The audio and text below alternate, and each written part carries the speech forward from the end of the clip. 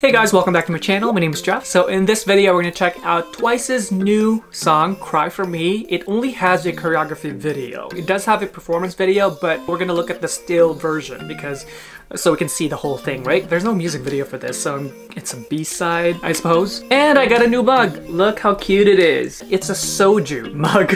If you guys don't know, soju is a Korean alcoholic beverage, very popular in Korea. And if you guys go to like Korean barbecue places and stuff like that, like they usually have soju as an option. So if you guys don't want to drink, but want the kind of like experience in a way, it is available for purchase. Links down below in the description, and use my coupon for 20% off. But yeah, we're gonna look at TWICE, the choreography video for Cry For Me. Let's get to it.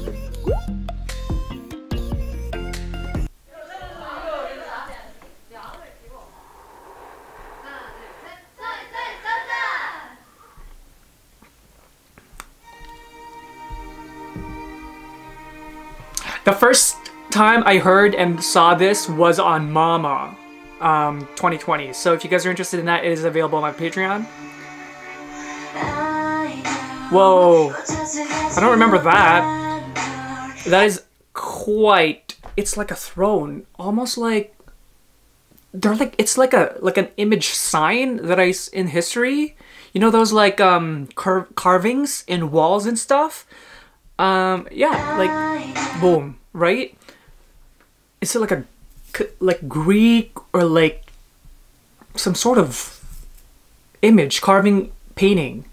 I'm sure like historians, if you guys are into history, you guys know what I'm talking about. But yeah, that's cool. Look at the arms, quite.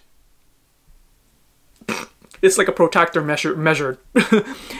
Very precise lines and movements so far, which is very strong. Look how level this is. And then that bounce, boom. So that's hard to synchronize because of obviously, you know, when you need a lot of control to hold your place like this, boom. You really need to stiffen and control your whole arm so that when it bounces, it's just on the elbows. So it's boom.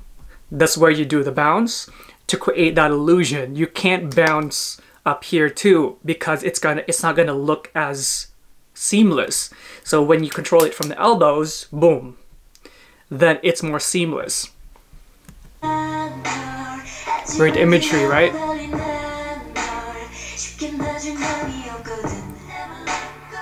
Beautiful details. Ooh, great poses.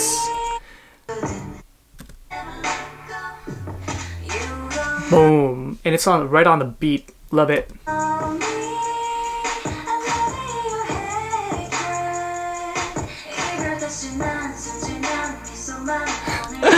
Shoulder work. Okay, here's a drop. More fast-paced. I feel like this is so different from their normal sound. I feel like. Oh, this is the drop. That was a pre-chorus. Beautiful control, right? With like all this drop from ever since the drop. Like this part, boom. Great body lines there too. So that is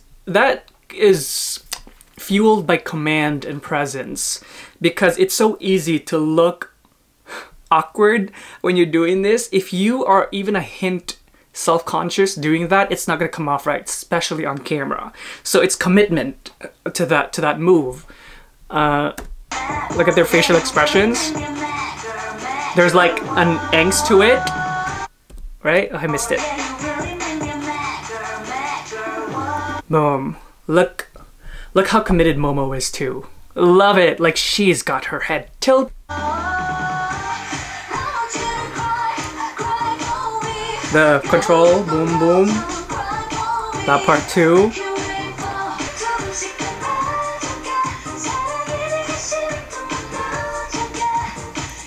This song has a lot of lines, like arm lines like this. So that when you're learning it, it's going to be a lot on your shoulders because it's holding that area. You're holding it there so that your whole arm doesn't get too tired. Once you have the control in that base, you know, that kind of thing, it's a lot easier to control your movements, and then extending it will be on like on your triceps.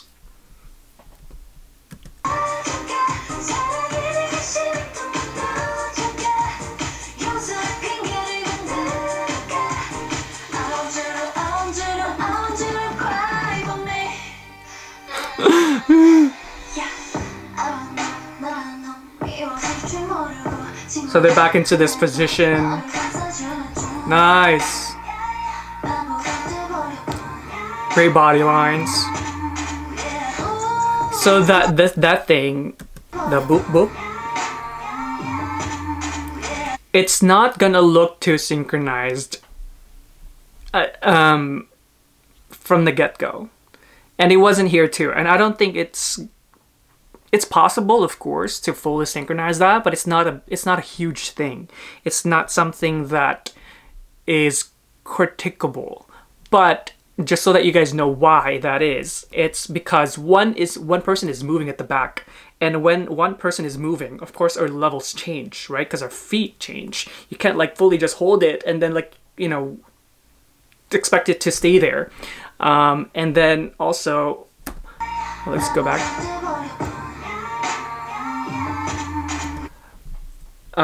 Boom, boom. Like that's two moves. So we go up and then boom, boom. So that is difficult because of the way our arms are when you tilt it back, boom, boom. One, because of the levels, and then two, the way our wrists are. Unless you fully want it to be synchronized, that it's, you know, a huge thing, then this is fine. That's totally okay. Like they're not going for a competition, but if it was a competition, it would be messy. It would be considered not synchronized. Like if we were in a world dance competition, that is something that would not fly. You'd get deducted points for that.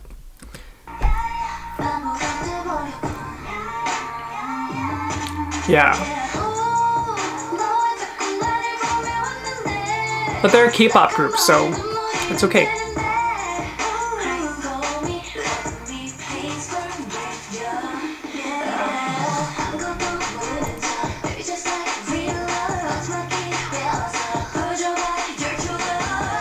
So here, it's like great distribution of lines, and by lines I mean like body lines, sorry, not lines.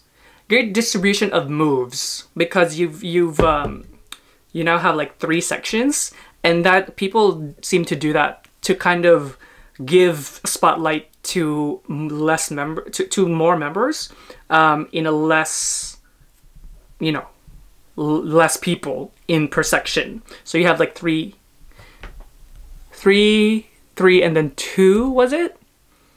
So 3, and then 2. So camera-wise, that's gonna play into it, right? So you can focus on certain members instead of like the full group and like be it overwhelming.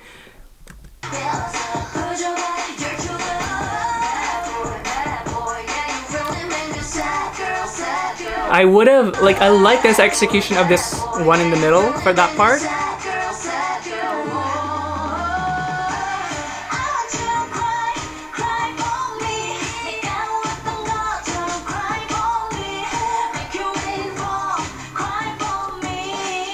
Nice! This choreo is interesting enough because there's a lot going on and it's always changing. I know there's some like repetitive movements here, but very few.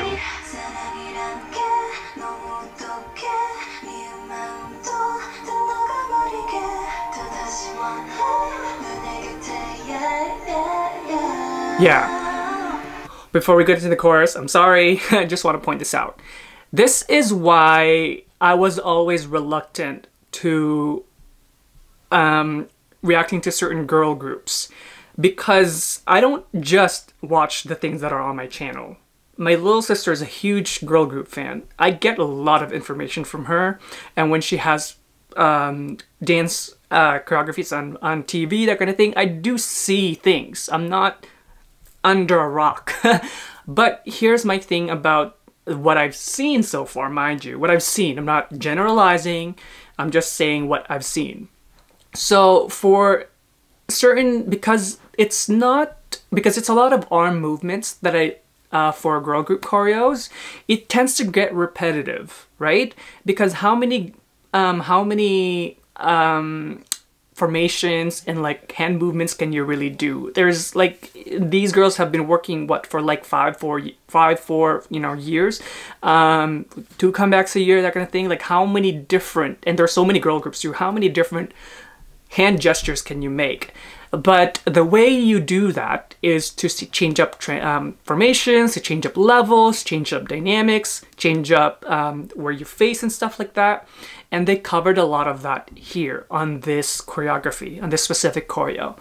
Like I mentioned, there's a lot of different formations and there's a lot of different fresh gestures that I'm seeing here based off what I've seen so far on my channel and off my channel.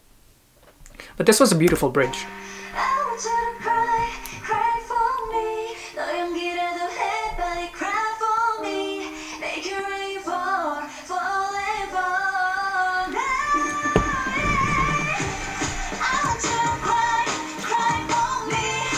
It's catchy.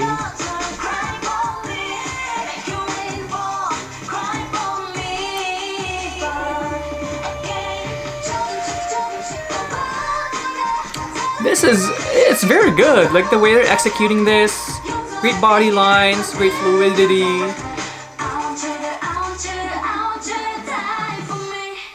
Nice. Yeah, this is the performance video, but I like seeing the still aspect of it, because I get to see the combination after combination, the proper fluidity of it. So yeah, that's Cry For Me by Twice. But yeah, if you guys want to check out my first ever reaction to this song, the first time I saw it was on Mama 2020, and that's where they first, you know, launched it. It is available on my Patreon, links down below. I reacted to like 10 different groups on there, so if you guys haven't watched my Mama reaction, it is there. Yeah, I think this is a pretty well executed choreo. Lots of body lines, lots of fluidity, love it. It's not the most synchronized here, but that's okay. It's fine. It's still very clean, it's still very professional, still very memorable with the, you know, the tears part. Well, thank you guys for watching today. I hope that you enjoyed it, and if you did, do like and subscribe. And if you do subscribe, make sure you tick that notification bell so you don't miss any content from me. And if you'd like to get to know more about me, do check out my Instagram and Twitter down below.